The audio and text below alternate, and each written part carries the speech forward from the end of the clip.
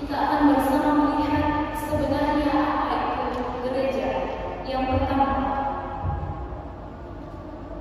menurut akar katanya, gereja berasal dari bahasa Yunani yaitu eklesia, terdiri dari dua kata yaitu ek dan kaleo. Ek itu keluar, sedangkan kaleo dipanggil. Sehingga secara harfiah gereja diartikan dipanggil keluar. Siapa yang dipanggil? Orang yang percaya, dipanggil dari kegelapan menuju terangnya yang ajaib.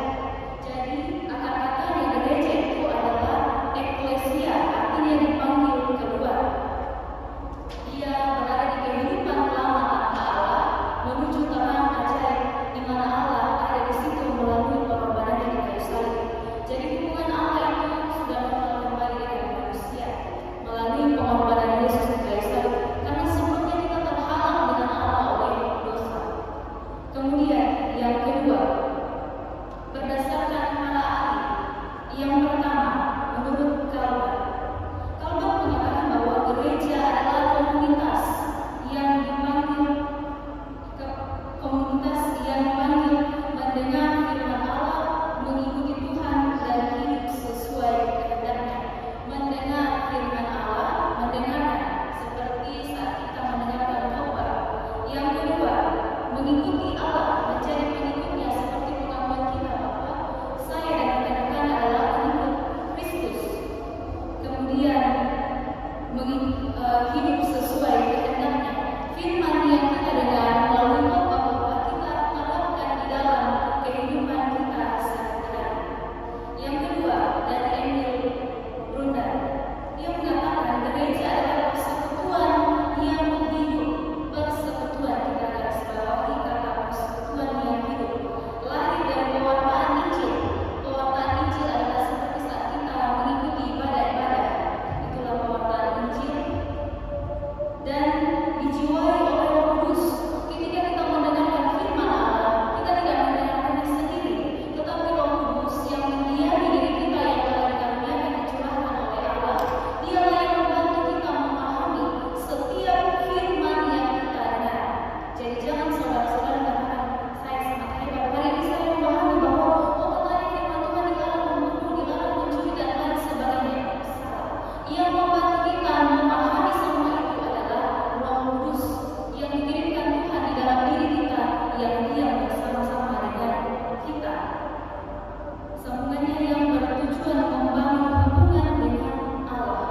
Firman yang kita dengar, yang kita pahami melalui pertolongan Roh Kudus, itu akan membentuk hubungan kita yang intim dengan Allah. Jika kita membaca kitab Amsal, kitab itu mengisahkan tulisan-tulisan yang intim antara hubungan suami istri. Begitulah hubungan Allah dengan kita, sangat intim. Dan itu yang terjadi ketika Roh Kudus yang mendiami kita membantu kita memahami setiap firman. Kemudian yang ketiga, kata Alkitab. Alkitab mengatakan gereja sebagai persekutuan orang percaya. Persekutuan. Matius 18 ayat 20 berbunyi, sebab di mana dua atau tiga orang berkumpul dalam namaku, di situ aku ada di tengah-tengah mereka.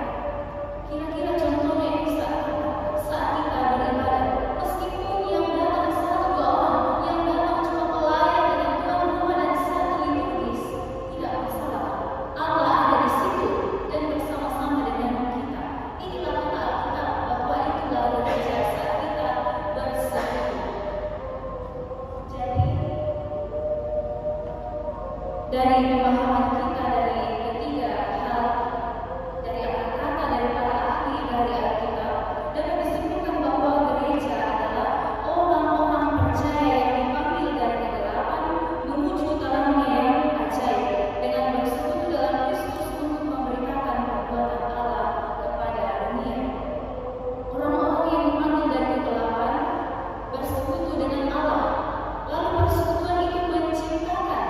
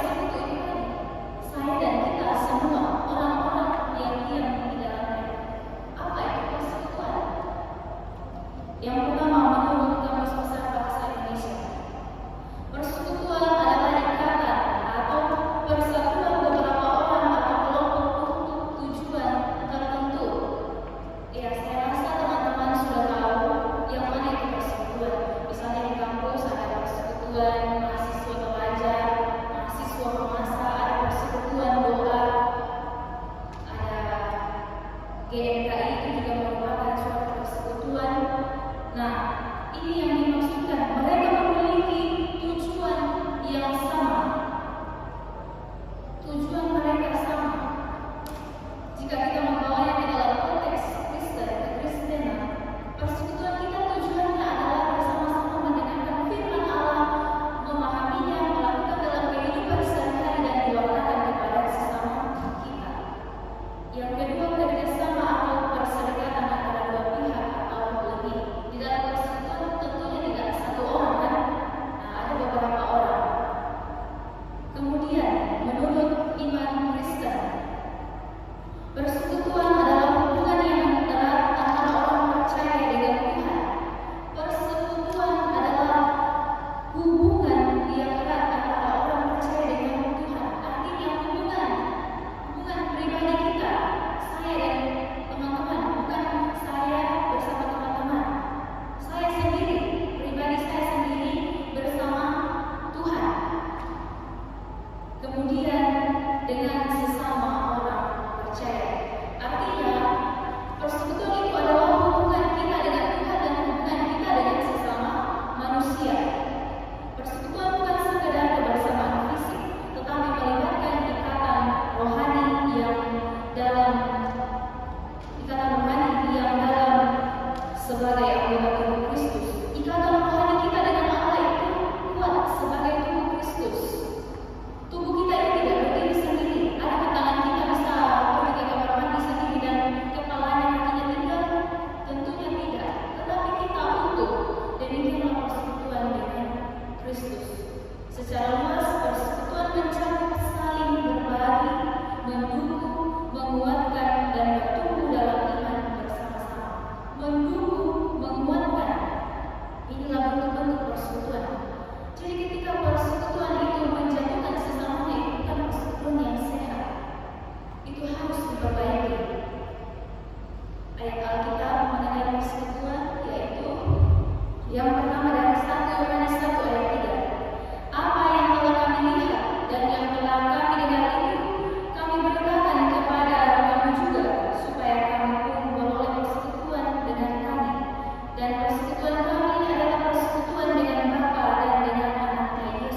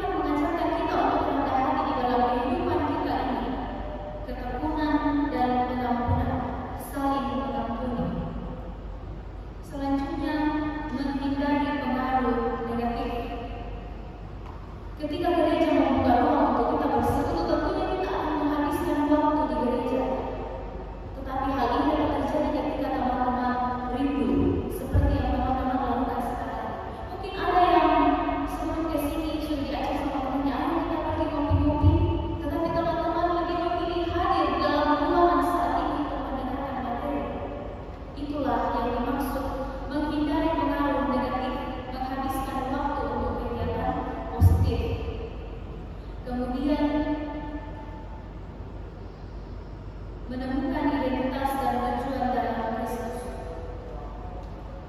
Ya, nilai hidup kita tidak tergantung pada pencapaian duniawi tetapi pada kasih dan panggilan Tuhan. Ketika teman-teman rajin untuk bersekutu, teman-teman akan memperlihatkan nilai hidup yang teman-teman miliki bahwa saya ini adalah pemuda Kristen. Itulah sebabnya saya rajin beribadah dan saya rajin bersekutu. Ketika dunia mengajak kita, ayo kita minum balok, minum minuman keras dan lain sebagainya. Kalau kita tidak minum, kita tidak keren, ayo kita merokok dan lain sebagainya. Ini bukan jati diri seorang Kristen. Tetapi ketika teman-teman menjauhi hal-hal duniawi, disitulah teman-teman menemukan identitas, bahwa identitas saya ini adalah sebagai pemuda Kristen. Selanjutnya, kesempatan untuk melayani. Tentu dalam persekutuan itu teman-teman punya bakat masing-masing, dan disitulah teman-teman menemukan bakat. Itulah gunanya Allah memberikan kita kemampuan untuk kita pakai memuji dan memuliakan namanya, bukan untuk disalahgunakan. Selanjutnya, menjadi saksi bagi dunia. Ketika teman-teman rajin bersekutu secara tidak langsung, teman-teman memberikan kesaksian kepada dunia bahwa pengikut Kristus itu benar-benar ada. Itulah kami. Kami yang bersekutu, pemuda jemaat Priorita. Itulah saksi bagi dunia bahwa kekristenan itu benar-benar ada dan hidup. Ayat pendukung yang pertama dari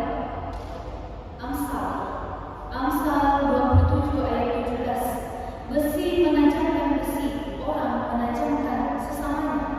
Ketika teman-teman hadir untuk bersama-sama memuliakan nama Tuhan, di situ teman-teman mempertajam diri sendiri untuk memuliakan Allah dan mengembangkan hal-hal yang telah Tuhan karuniakan seperti bakat-bakat. Lalu bukan hanya diri kita yang kita biarkan untuk berkembang, kita memberikan kesempatan kepada teman-teman kita yang lain. Jangan sedikit-sedikit kita yang mengaku di depan umum. Ini namanya egois. Ini bukan persekutuan yang sehat. Besi menajamkan besi, orang menajamkan sesamanya. Kita memperkuat sesama kita dan menolong sesama kita untuk mengembangkan kemampuan yang mereka miliki. Selanjutnya dari Mazmur 133 ayat 1. Sungguh alangkah baiknya dan indahnya apabila saudara-saudara diam bersama dengan rukun. Ketika sebagai pemuda kita selalu bertentangan dengan sesama pemuda, itu bukan hal yang tepat di mata Tuhan. Tetapi Tuhan menginginkan bahwa alangkah indahnya apabila saudara-saudara kita semua ini adalah saudara. Jadi sebaiknya jika teman bertemu bersama dengan saudara, supaya teman-teman menanamkan di dalam diri bahwa sebagai pemuda Priorita kita ini semua saudara. Jangan bawa status ke dalam persekutuan. Oh, saya ini senior, saya ini sudah S1, S2, S1 dan lain sebagainya. Hindari hal demikian. Tetapi marilah merendah diri dan melihat semuanya saudara. Ketika saudara kita berhasil meraih kejuaraan, tentunya kita tidak iri, tapi kita berbahagia. Bahkan kepala kita juga membesarkan dan melihat betapa hebatnya. Tetapi kalau di dalam persekutuan, seringkali iri hati itu muncul. Ya, inilah yang tidak baik di hadapan Tuhan, hanya menonjolkan dirinya sendiri. Selanjutnya 1 Tesalonika 5 ayat 11.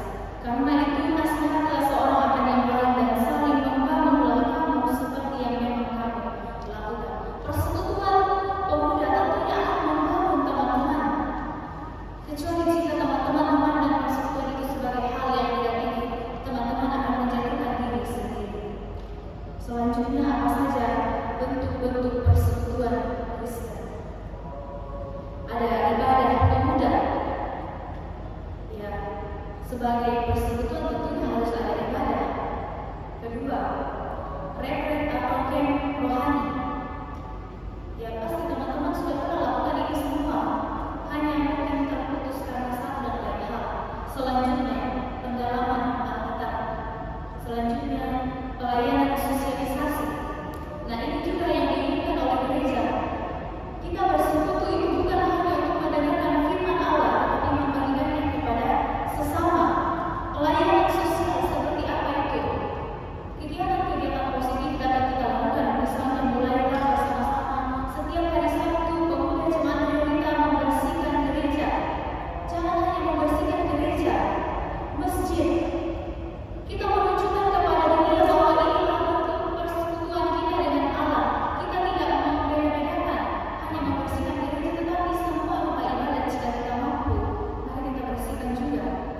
Inilah yang dimaksudkan kasihilah sesama manusia seperti dirimu sendiri.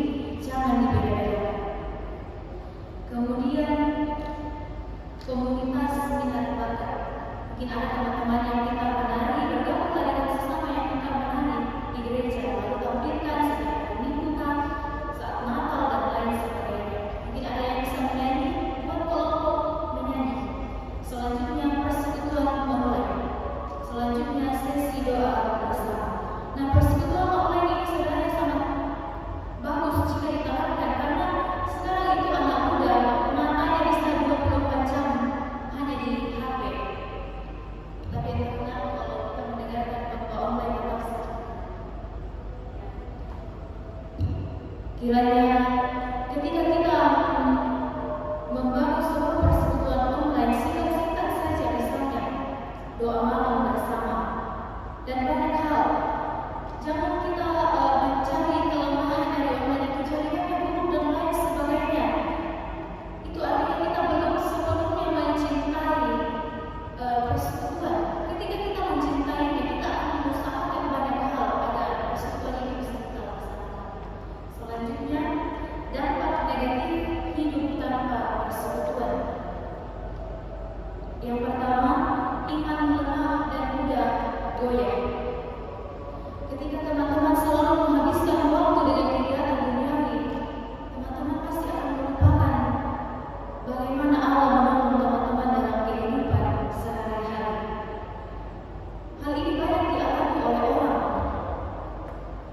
Hal ini juga dialami oleh John Newton yang sempat saya khotbahkan minggu lalu. Dia itu memperjualbelikan budak. Dia menjual sesamanya manusia.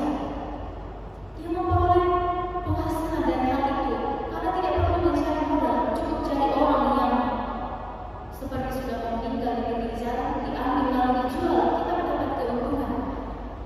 Ini adalah perbuatan yang sangat jahat dilakukan oleh John Newton. Tapi pada akhirnya dia berhasil kembali kepada Allah, bahkan dia menjadi seorang pendeta. Begitu besar pengaruh persekutuan di dalam kehidupan kita. Selanjutnya, rentan terhadap pergaulan dunia. Seperti yang saya katakan tadi, teman-teman akan dengan mudah terjerumus merokok, memakai narkoba, menista dan lain sebagainya. Ketika teman-teman tidak memusatkan perhatian kepada Allah, ketika teman-teman sadar bahwa teman-teman ini adalah anak-anak Kristus, teman-teman pasti sadar bahwa saya tidak boleh melakukan ini. Ini hal yang dilarang, bahkan saya lakukan setiap hari di dalam ibadah-ibadah. Lalu kenapa saya mau melakukan ini? Tentunya itu akan tumbuh di dalam tubuh kita dan selalu mengingatkan kita. Selanjutnya, menjadi pasif dalam pelayanan. Ketika pelayanan itu tidak terjadi lagi, persekutuan tidak ada lagi, PPGP atau pemuda itu akan pasif seperti yang terjadi hari ini. Ya, teman-teman, tidak ada jadwal ibadah. Sudah banyak orang-orang tua yang mengatakan, kemana pemudanya Yolita? Ya, kalian sudah meninggalkan kebiasaan baik yang telah kalian buat sebelumnya. Jika sebelumnya ada persekutuan, jadwal ibadah, kegiatan positif yang kalian lakukan, kemana? Mengapa kalian meninggalkan hal ini? Selanjutnya, kehilangan identitas Kristus. Ya, seperti yang saya jelaskan bahwa teman-teman akan kehilangan identitas jika teman-teman merupakan persekutuan yang seharusnya terjadi. Bahkan di kampung-kampung, pemudanya itu semangat bersekutu. Lalu apa kabar dengan kita yang ada di kota? Persekutuan itu sangat penting di dalam kehidupan pemuda. Pemuda ini adalah role model dari gereja. Anak sekolah minggu,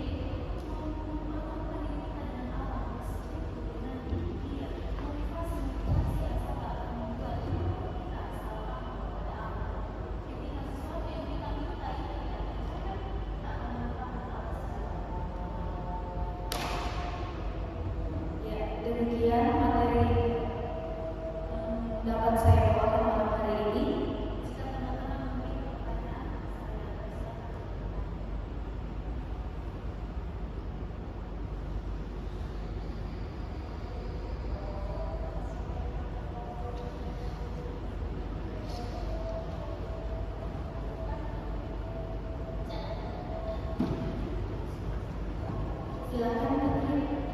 Oh, siapa yang ingin bertanya atau diskusi? Kira-kira kenapa kalian sudah tidak bersekutu? Boleh.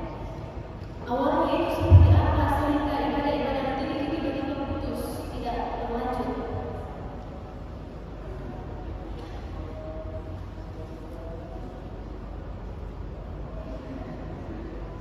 Tidak ada.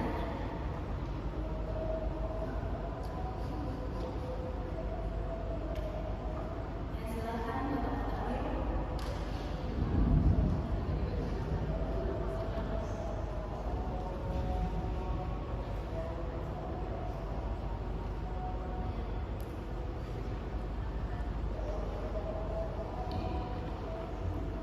Tidak ada. Sekali lagi gereja itu adalah orangnya, bukan hanya orangnya. Jadi ketika teman-teman sudah meninggalkan diri, teman-teman sudah meninggalkan ruang gereja ini, apalagi gunanya? Hal ini dibawa dalam konteks pemuda. Kalau teman-teman bilang saya ibu-ibu yang datang ke gereja itu ibu-ibu, pemudanya yang jika tidak ada pertanyaan, demikian materi kita malam hari ini.